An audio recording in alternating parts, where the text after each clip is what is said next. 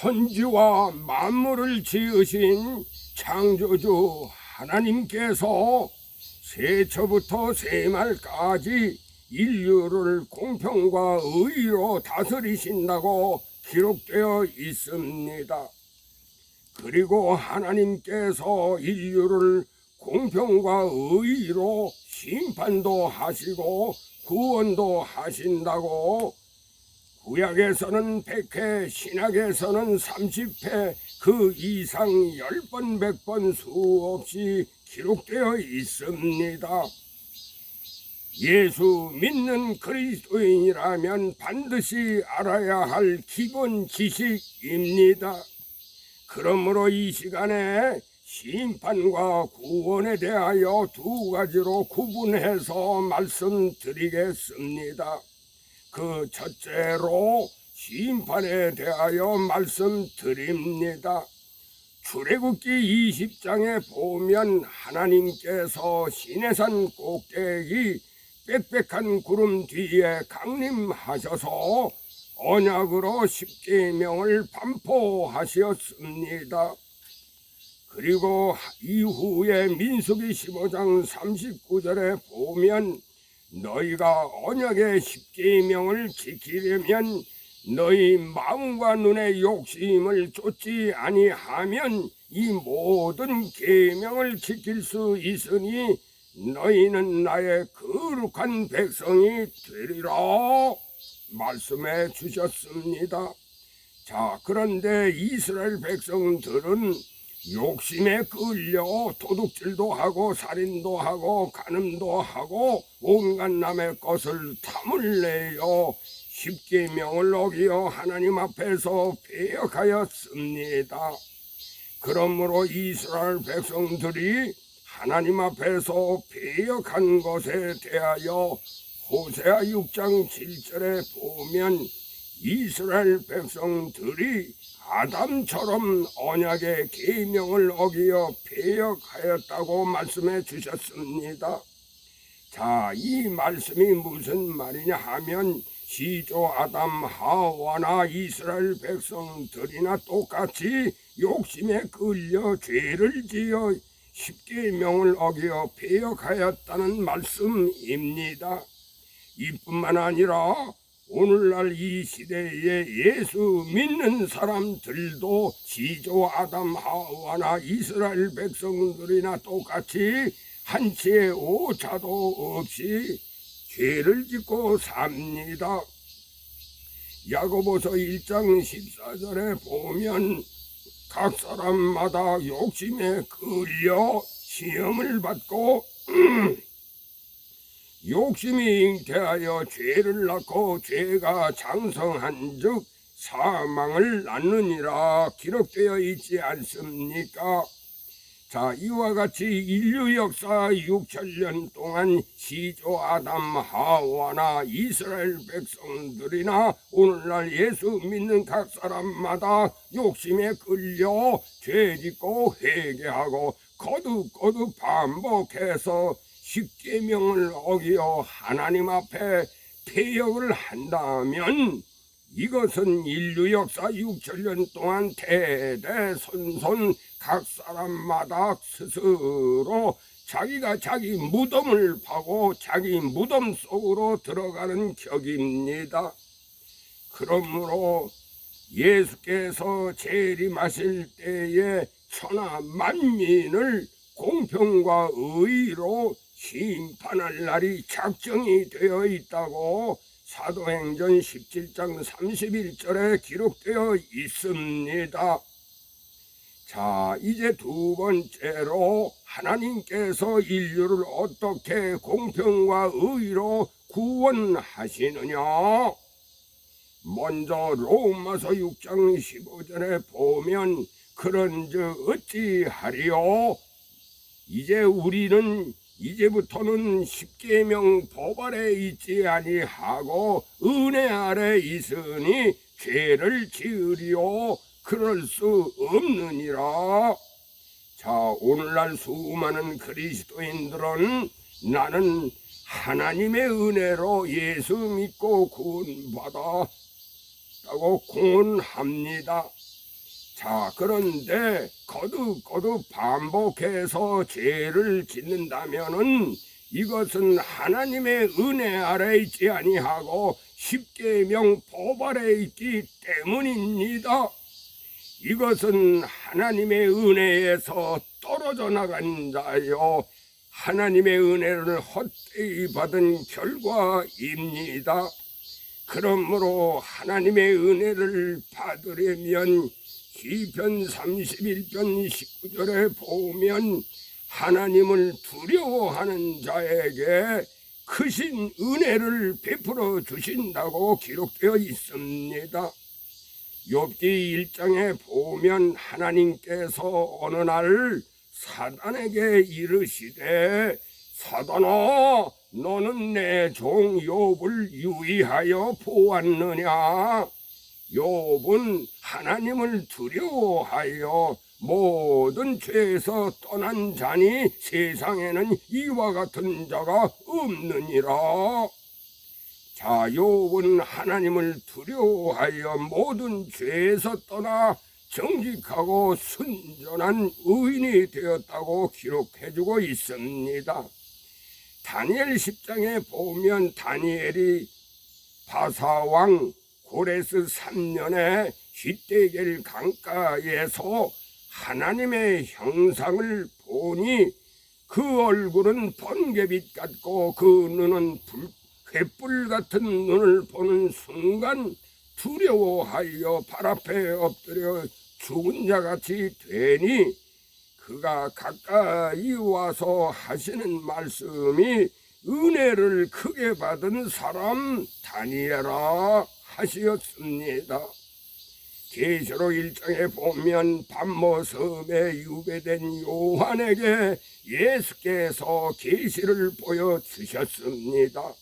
요한이 보니 예수 그리스도의 얼굴은 해가 힘있게 비치는 것과 같고 그 눈은 불꽃 같은 눈을 보는 순간 요한은 두려워하여 발 앞에 엎드려 죽은 자같이 되었더라 하였습니다.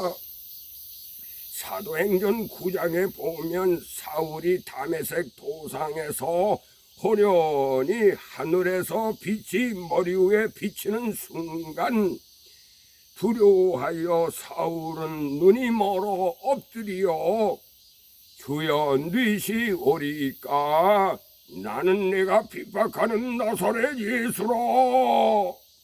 자, 사울은 이후에 180도로 돌변하여 옛사람은 죽고 새사람 되어 이방인들에게 복음을 전하는 사도 바울이 되었습니다. 자, 욥, 다윗, 다니엘, 요한, 바울 이 모두 다 같이 은혜를 크게 받을 수 있었던 것은 오직 하나님과 예수 그리스도의 얼굴에 있는 영광의 빛을 보는 순간 두려워하여 발 앞에 엎드려 복종하고 순종하였기에 모든 죄에서 떠나 의롭게 회복되어 쓰니 이것이 바로 크신 은혜입니다. 자, 인류 역사 6천년 동안 인류는 욕심에 끌려 죄를 지어 하나님과 사이가 멀어졌으며 죄로 인해 하나님의 얼굴이 가려졌다고 이사야 59장 2절에 기록되어 있습니다. 그리고 또한 사탄 마귀가 한 수를 더 떠서 하나님의 얼굴에 있는 영광의 빛을 더욱더 가려놓고 인류를 멸망시키고 있다고 고린도후서 4장 4절에 기록해주고 있습니다. 그러므로 하나님의 얼굴이 가려져서 멸망해가는 인류를 구원하시려고 예수께서 이 땅에 오셔서 인류를 향하여 말씀하시기를 구하라 찾으라 두드리라 말씀해 주셨습니다. 예수께서 무엇을 구하고 찾으라는 말씀이냐 하면 시편 36편 9절에 보면 생명의 원천, 생명의 근원은 하나님의 얼굴에 있는 영광을 바라봐야 생명이 있다고 하였습니다. 그러므로 너희가 생명을 얻으려면 시편 105편 4절에 보면 너희는 하나님의 얼굴을 항상 구하라 하였으며 시편 27편 8절에 보면 너희는 하나님의 얼굴을 찾으라 하였습니다. 그리고 예수께서 말씀하시기를 너희가 하나님의 얼굴에 있는 영광을 구하는 자는 참되니 불의의 죄가 없느니라. 요한복음 7장 18절에 그리고 또한 너희는 하나님의 얼굴에 있는 빛을 믿으라. 그리하면 빛의 아들이 되리라 하였으며 그리고 반대로 너희가 하나님의 얼굴에 있는 영광을 구하지 아니하였으니 어찌 나를 믿을 수 있겠느냐. 요한복음 5장 44절에 말씀해 주셨습니다. 자, 예수께서 이와 같이 말씀하신 뜻은 무엇이냐 하면 우선순위에서 먼저 하나님의 얼굴에 있는 영광의 빛을 구하고 믿어야 나 예수를 믿을 수 있다는 말씀의 뜻입니다. 그리고 이후에 사도 바울이 말한 바 예수의 얼굴에 있는 영광은 무엇이냐? 은혜라고 에베소 1장 6절에 그리고 예수의 얼굴에 있는 영광이 무엇이냐? 복음이라고 디모데전서 1장 11절에 또한 예수의 얼굴에 있는 영광이 무엇이냐? 소망이라고 골로새서 1장 27절에 그리고 예수의 얼굴에 있는 영광을 바라봐야 예수와 같은 형상으로 변화를 받을 수 있다고 고린도후서 3장 18절에 기록되어 있습니다. 그러므로 오늘날 저와 여러분에게 하늘의 소망을 주신 것은 예수의 크신 은혜가 아닙니까? 예수 믿는 것도 은혜, 예수 사랑도 은혜, 복음도 은혜, 하나님의 계명과 예수 믿음을 지켜 성도가 되는 것도 은혜, 생명도 은혜, 구원도 은혜, 천국도 은혜, 이 모든 은혜가 다 어디서 왔느냐? 억만금을 주고도 살 수 없는 은혜가 다 어디서 왔느냐? 오직 예수의 얼굴에 있는 영광의 빛으로 은혜가 왔다고 10번 100번 수없이 기록되어 있습니다. 눈먼 독사 귀머거리 독사, 눈먼 목사 귀머거리 목사는 기록된 말씀을 보기는 보아도 보지 못하고 듣기는 들어도 듣지 못한다고 예수께서 말씀해 주셨습니다. 자, 예수께서 재림하실 때에 알곡과 가라지, 양과 염소를 무엇으로 구별하시느냐? 데살로니가 후서 1장 7절에 보면 예수께서 재림하실 때에 하나님을 모르는 자들과 복음을 복종치 않는 자들에게 형벌을 주시려고 재림하신다 하였습니다. 그렇다면 복음을 복종치 않는 자들이 누구냐? 그 정답이 9절에 있습니다. 9절에 보면 예수의 얼굴에 있는 영광을 떠난 자들이 복음을 복종치 않는 자들이라고 기록되어 있습니다. 그러므로 예수의 얼굴에 있는 영광을 떠난 자들이 가라지여 염소여 심판을 받고, 반대로 예수의 얼굴에 있는 영광을 두려워하여 엎드려 복종하는 자들이 알곡이요 양이요 구원을 받는다고 기록되어 있습니다.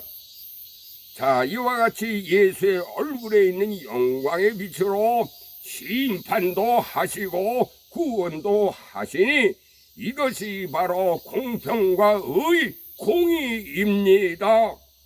뿐만 아니라 예수의 얼굴에 있는 영광의 빛으로 심판도 하시고 구원도 하시니 이것이 바로 하나님의 법, 그리스도의 법, 성령의 법, 믿음의 법, 생명의 법, 진리의 법, 의의 법이라고 7가지 법으로 성경에 기록되어 있습니다. 이와 같은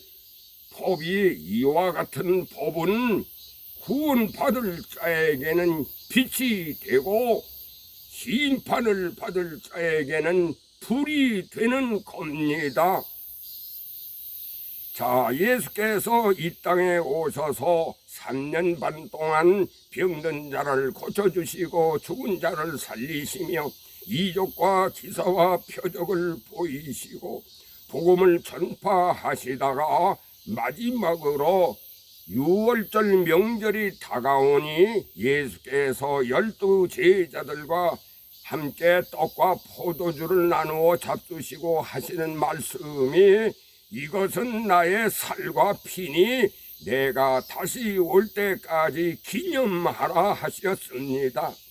그리고 이날 저녁에 예수께서 베드로, 요한, 야고보 3 제자들을 이끄시고 감난산 겟셋마네 동산에 오르셔서 피로 맺힌 땀방울이 뚝뚝 떨어지기까지 심한 통곡과 눈물로 엎드려 기도하시고 자신과의 싸움에서 자기 자신을 포기하고 부인하고 이제 날이 셀 무렵 대제사장과 관원들과 복도들에게 끌려가 십자가에 못 박혀 피 흘려 죽으셨습니다. 그러므로 예수께서 십자가에서 흘리신 피는 인류의 죄를 담당하신 구속의 피요 보혈의 피요 영원한 새 언약의 피입니다. 그러므로 오늘날 이 시대에 예수 믿는 기독교 각 교파에서 새 언약의 피로 성만찬 기념 예배를 드립니다. 그러므로 이제 중요한 것은 새 언약의 피로 성만찬 기념 예배를 드릴 때에 깊은 뜻을 알고 예배를 드려야 신령과 진정으로 하나님께 예배를 드릴 수 있습니다. 자, 견지망월이라는 말이 있습니다. 어느 할머니가 어린 손자를 등에 업고 달맞이하러 뒷동산에 올라갔습니다. 할머니가 어린 손자에게 손가락으로 얘야 저 달 좀 봐라, 저 달 좀 봐라, 달 좀 봐라.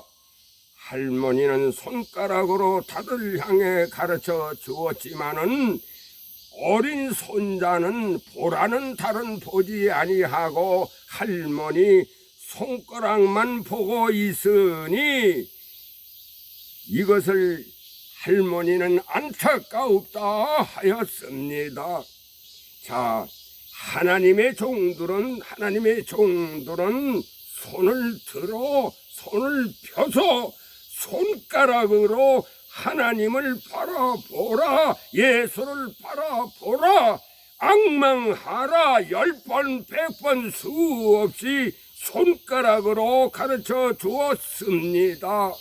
시편 기자 다윗은 손가락으로 하나님의 얼굴 빛으로 구원받으라, 하나님의 얼굴 빛으로 구원받으라, 만군의 여호와 하나님의 얼굴 빛으로 구원받으라. 시편 80편에 3번씩이나 손가락으로 가르쳐 주었습니다. 자, 그러므로 새 언약의 피는 성만찬 기념 예배를 드릴 때에 이와 동시에 예수의 얼굴에 있는 영광을 바라보고 구원 받으라고 하나님의 종들은 수도 없이 손가락으로 가르쳐 주었습니다. 자, 그런데 어린 손자가 보라는 달은 보지 아니하고 하나님 손가락에만 머물러 있듯이 성만찬 기념 예배에 머물러 있으면 안타까운 일입니다. 데살로니가 후서 1장 9절에 보면 예수의 얼굴에 있는 영광을 떠난 자들이 복음을 복종치 않는 자들이라고 하였으니, 복음을 복종치 않는 자들이 드리는 예배는 거칠한 형식이요, 외식이요, 위선적 신앙이요, 거짓 복음이요, 짐승과 우상이요, 바벨론이라고 기록되어 있습니다. 부처는 부처를 바라본다고 하였습니다. 그러나 하나님의 백성들은 살아계신 하나님의 얼굴에 있는 영광을 바라봐야 생명이 있고 구원이 있고 천국이 있다고 기록되어 있습니다. 자, 사탄 마귀가 인류를 멸망시키려고 예수의 얼굴을 수만 가지로 가려놓았습니다. 이 중에서 한 가지만 알아보겠습니다. 찬송가 십자가로 가까이라는 찬송가 후렴에서 십자가 무한 영광일세, 요단강을 건너서 무한 영광일세. 자, 이 찬송은 저나 여러분이나 우리 모두 함께 즐겨 부르는 찬송가가 아닙니까? 제가 장로가 되기까지 즐겨 부르던 이 찬송은 이제는 이 찬송을 생각만 하면 분통이 터질 노릇입니다. 예수는 십자가에 달려 엘리 엘리 라마 사박다니, 나의 하나님 어찌 나를 버리시나이까. 자, 예수는 십자가에서 저주를 받고 죽으셔서 3일 만에 부활 승천하여 영광의 왕이 되었습니다. 그런데 어찌하여 영광이 십자가에 있다고 찬양을 할 수 있습니까? 말도 안 되는 찬양을 듣고 사단은 박수 갈채를 보내는 겁니다.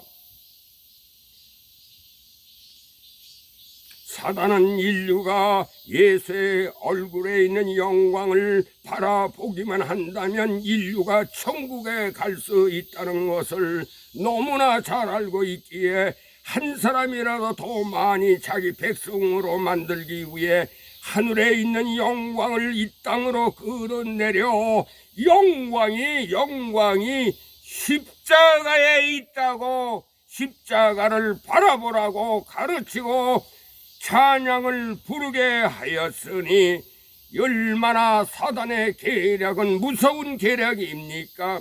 사단은 양의 가죽을 뒤집어 쓰고 교회 안까지 들어와서 거짓말을 꾸며 수많은 인류를 무참하게 멸망시키고 있습니다. 자, 이제 마지막으로 성령은 어디에서 오며 그리고 성령은 누가 받느냐? 믿음, 소망, 사랑이 예수의 얼굴에 있는 영광의 빛으로 왔으니 성령도 예수의 얼굴에 있는 영광의 빛으로 옵니다. 그러므로 베드로는 예수의 얼굴에 있는 영광이 곧 하나님의 성령이라고 베드로전서 4장 14절에 기록되어 있습니다. 자, 이 말이 무슨 말이냐 하면 예수의 얼굴에 있는 영광 그 자체가 성령이라는 말씀입니다. 시편 24편 10절에 보면 만군의 여호와 하나님은 영광의 왕이라 하였습니다. 그렇다면 예수 그리스도도 영광의 왕, 성령 하나님도 영광의 왕, 성부, 성자, 성령 삼위일체가 아닙니까? 그러므로 성령은 예수의 얼굴에 있는 영광에서 왔으면 그 누가 성령을 받을 수 있느냐? 요한이나 바울은 예수의 얼굴을 보았지만 그러나 저와 여러분은 예수의 얼굴을 보지도 못하고 알지도 못합니다. 그러나 욥, 다윗, 다니엘, 요한, 바울이 하나님과 예수의 얼굴을 보고 성경에 기록된 말씀을 통해 이제 우리는 예수의 얼굴에 있는 영광의 빛을 말씀을 통해 생각할 수 있습니다. 하나님께서 각 사람마다 공평하게 자유를 주셨으니 이 자유가 곧 생각할 수 있는 자유입니다. 그러므로 베드로는 오늘날 우리에게 예수의 얼굴에 있는 영광을 항상 생각나게 하라고 하였습니다. 바울은 예수의 얼굴을 깊이 생각하라고 하였습니다. 그러므로 이제 중요한 것은 우리 각 사람마다 갈망하는 마음이 있어야 합니다. 예수의 얼굴이 생각이 납니다. 항상 깊이 생각하면 생각할수록 마음의 눈이 크게 떠져서 밝아지고 하늘의 소망은 점점 더 커지고 믿음도 사랑도 생각하면 생각할수록 믿음도 사랑도 점점 자라서 희락의 기쁨으로 열매를 맺습니다. 그러므로 예수의 얼굴에 있는 이 영광스러운 이 형상을 생각하면 생각할수록 예수의 형상이 내 이마에 새겨지고 기록되어 성령으로 인침을 받게 되어 있습니다. 이것이 바로 성령으로 거듭났다는 산 증거입니다. 성령으로 거듭나는 것이 가장 큰 은혜요, 가장 큰 이적과 기사와 표적입니다.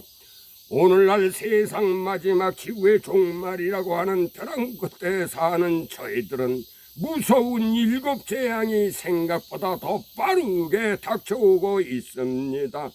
그러므로 어서 서둘러서 예수의 얼굴에 있는 영광의 빛 성령을 받아야 합니다. 성령을 받지 아니하면 누구라도 재앙에서 벗어날 수 없습니다.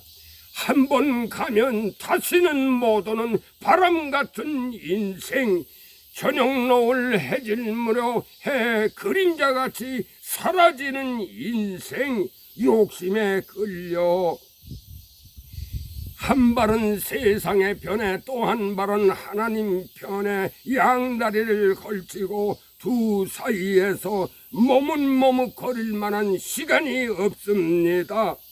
오직 예수의 얼굴에 있는 영광의 빛을 항상 깊이 생각하여 바라봄으로 주와 같은 형상으로 변화를 받아서 우리 모두 다 함께 천국에 가서 만나 뵈옵기를 부탁드리며 이것으로 말씀의 끝을 내겠습니다. 아멘, 아멘, 할렐루야. 모든 영광을 하나님께